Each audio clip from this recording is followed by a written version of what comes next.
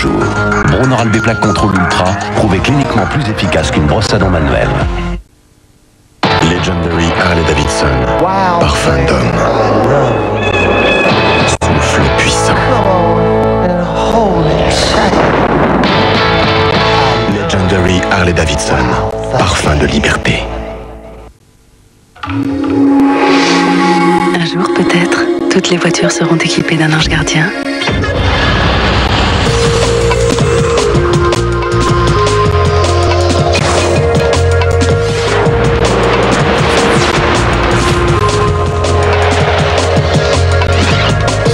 En attendant, les milliers d'hommes et de femmes de notre réseau veillent régulièrement sur votre voiture.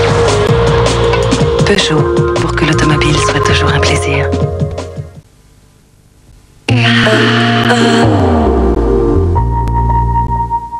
Avec BASF, retrouvez les couleurs fantastiques de Ciné Dimanche. BASF, cassette vidéo. C'est le récit d'un parcours, le cheminement des sentiments à travers 50 années de la vie d'un homme, curieux, attentif à tous les hasards et prêt pour toutes les aventures. Et comme cet homme est de plus en plus persuadé que les plus belles années d'une vie sont celles qu'on n'a pas encore vécues, il ira encore plus loin et plus vite pour nous emmener là où nous avons tous rêvé d'arriver un jour. La suite de ce Formule Foot avec Lens Monaco, et il y a 3 mois de cela, lorsque Monaco avait reçu Lens, c'est Lens qui était premier du championnat. Les choses ont bien changé, vous le savez, maintenant les Monégasques ont pris le pouvoir.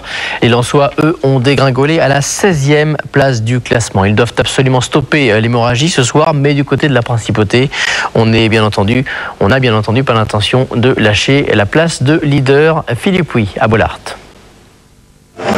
Grosse ambiance à Félix Bollaert, et pourtant ça ne va pas très fort du côté lensois, mais c'est bien compréhensible. Les Monégasques, eux, sont leaders du championnat de France.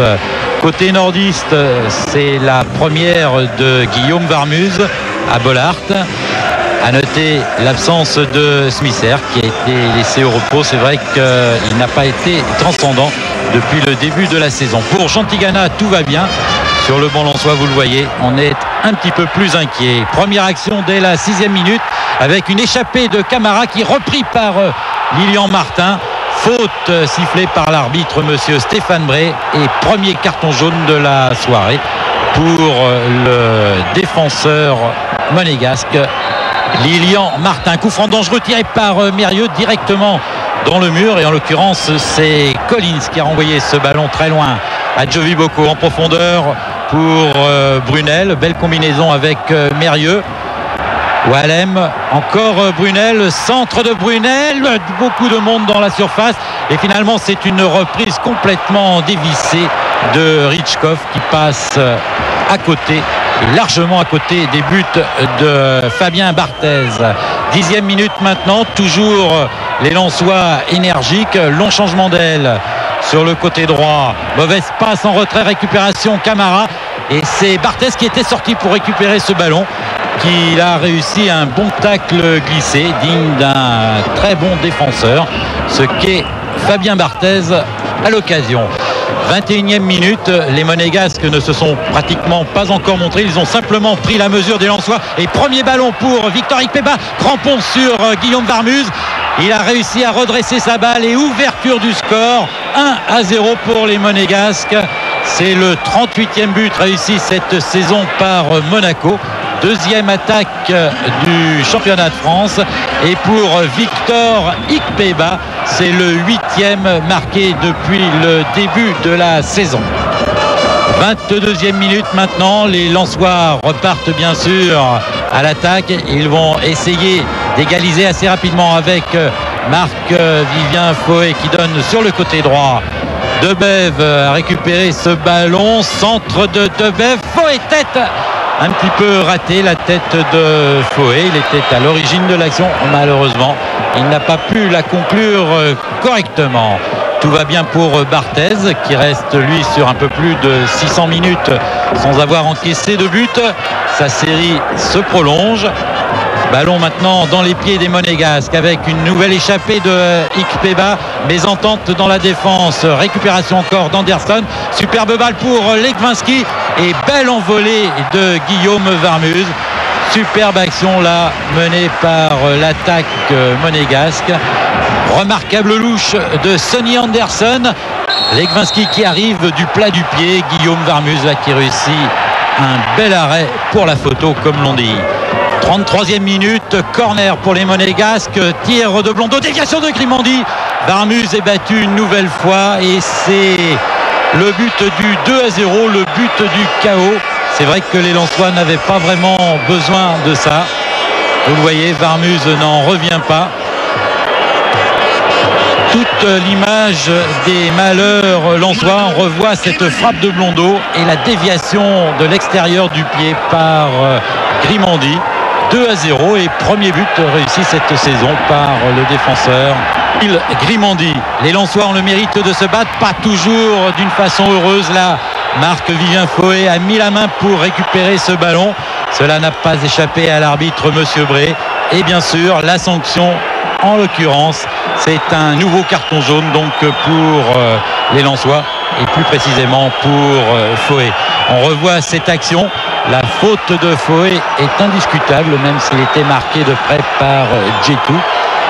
Suite des malheurs maintenant des Lensois à la dernière minute de cette première période. Ils amorcent une bonne attaque.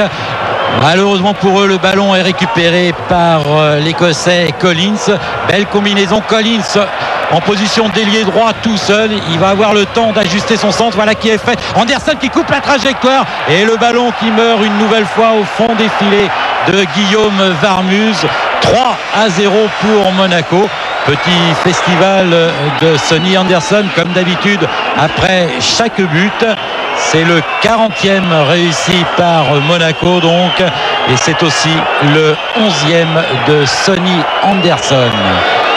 Chiffre un petit peu moins réjouissant, c'est le 38e but encaissé par Lens. Résultat à la mi-temps donc 3-0.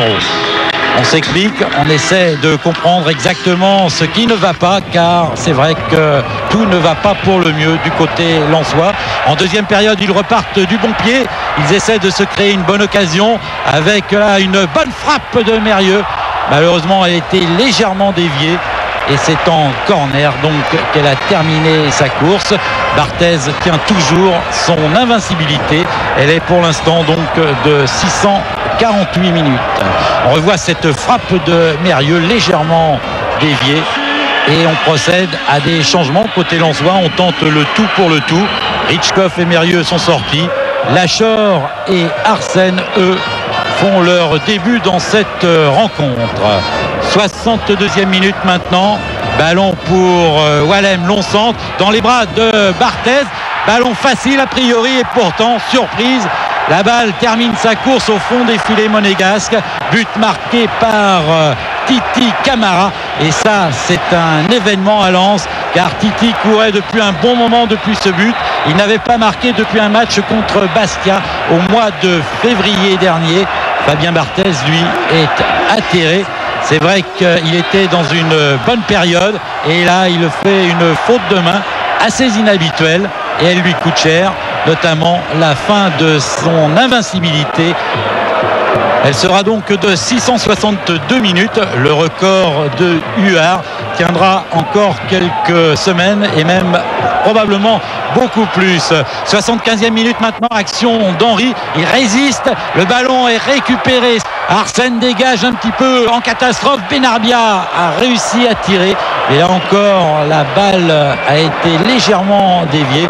Et c'est donc un corner pour Monaco. Corner qui ne donnera rien. On revoit cette action et toute la détermination de Henry. La balle qui est dégagée par Arsène lui est rentrée donc en cours de jeu. Et là, Benarbia qui n'a pas eu de chance. Arsène s'est jeté une deuxième fois à l'énergie. Il a réussi à écarter ce ballon des buts de Guillaume Varmus. Évidemment, on ne se fait plus d'illusions du côté de Lens pour les dernières minutes. Dernière action avec une faute sur Grassi. Faute encore d'Arsène. Monsieur Bré compatit il siffle tout de même un coup franc qui va être tiré par le spécialiste maison Ali Benarbia, voilà, qui est fait, bien tiré mais légèrement à côté des buts de Varmuz.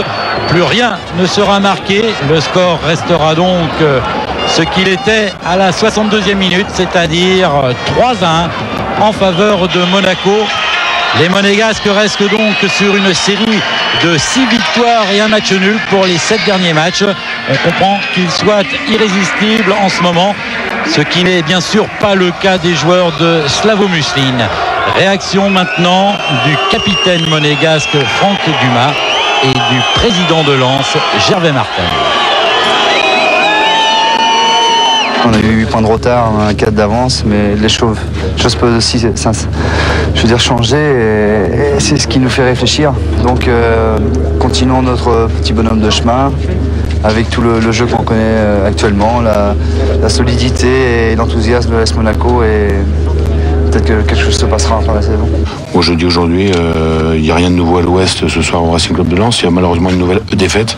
Il y a surtout une année 96 qui va se terminer, qui a été catastrophique sur pas mal de plans. Et je crois qu'on va essayer d'attaquer 97 en adulte et en gens responsables. Et il y aura certainement un certain nombre peut-être de modifications, mais peut-être pas celles que vous attendez. Gervais Martel fait bien entendu allusion à son entraîneur Slavo Muslin. Gervais Martel qui a, après la rencontre, confirmé auprès de Philippe Pouy qu'il ne serait pas limogé, qu'il serait toujours l'entraîneur du Racing Club de Lens à la rentrée au mois de janvier. Nous allons regarder l'intégralité des résultats de cette journée. Vous constaterez que les équipes du bas de classement ont fait fort ce soir, à commencer par Nancy qui est allé gagner sur le terrain du Havre 3-1 grâce à un triplé, 3 buts de Cascarino, le joker venu de Marseille, alors que Roger Boli avait ouvert le score pour les Havrais. Metz a fait 2-2 contre Caen, c'est un bon résultat pour Caen qui menait 2-0 grâce à Dedeban et Guerrero, mais Oyawole et Blanchard ont permis aux Lorrains d'arracher le match nul. Cannes à la dernière minute a battu Guingamp 1-0 grâce à un but de Compan, alors qu'à 2 minutes de la fin Etamé avait raté un penalty.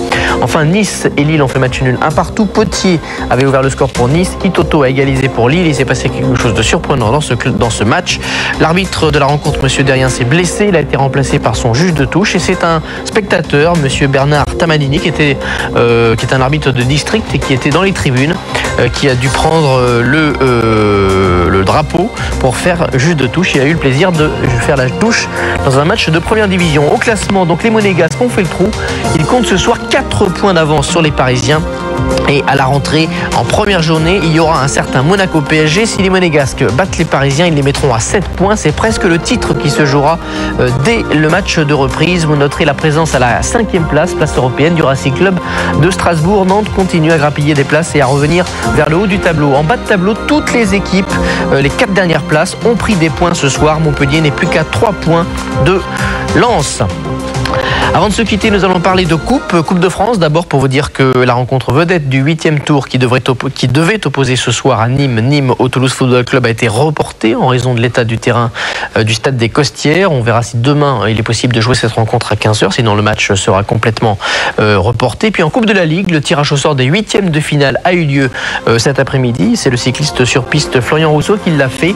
Quelques belles affiches, Rennes-Lyon, Bordeaux-Marseille surtout, Strasbourg-Cannes, Caen-Metz, et puis Monaco sera au Mans, Lens à Toulon, Nantes à Louan-Cuiseaux et Montpellier sera à Nîmes.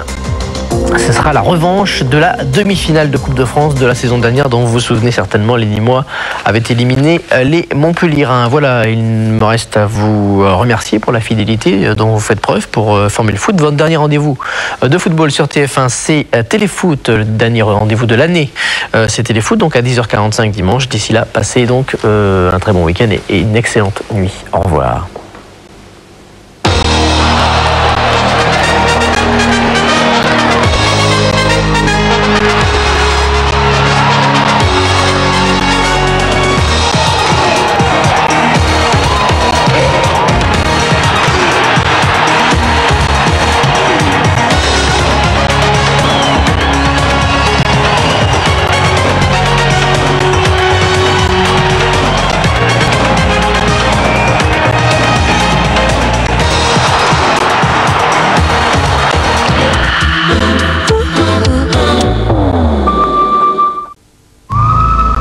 En associant art et technologie, on peut améliorer la qualité de la vie.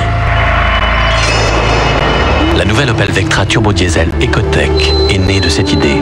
De l'idée qu'une belle voiture peut aussi avoir un moteur diesel encore plus performant et une consommation réduite. Le premier turbo diesel à injection directe et 16 soupapes. Silencieux et souple, il offre le même plaisir de conduite qu'un moteur essence. Nouvelle Opel Vectra 2 litres DI. Une révolution dans le monde du diesel.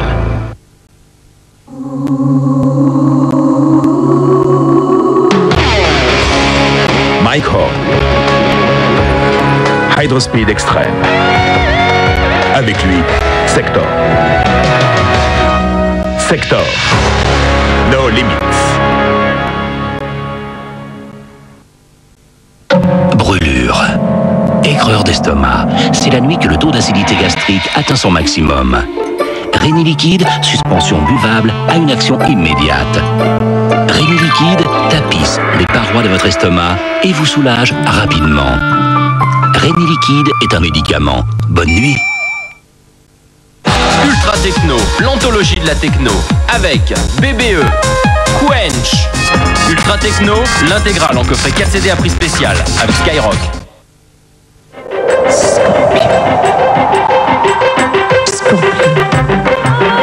Scorpion.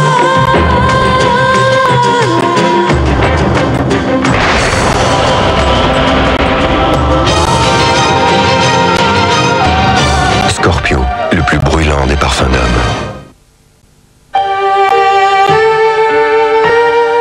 Nouveau Philly-Shave Reflex Action. Il s'adapte à toutes les formes de votre visage grâce à son système 3 dimensions. Philly-Shave Reflex Action, le plus doux des rasages. Philly-Shave de Philips, faisons toujours mieux.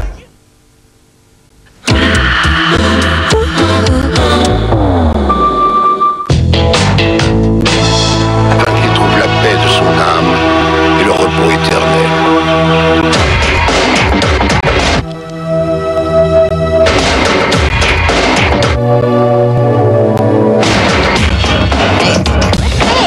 Du concentré de justice pour une vengeance au nom de la loi.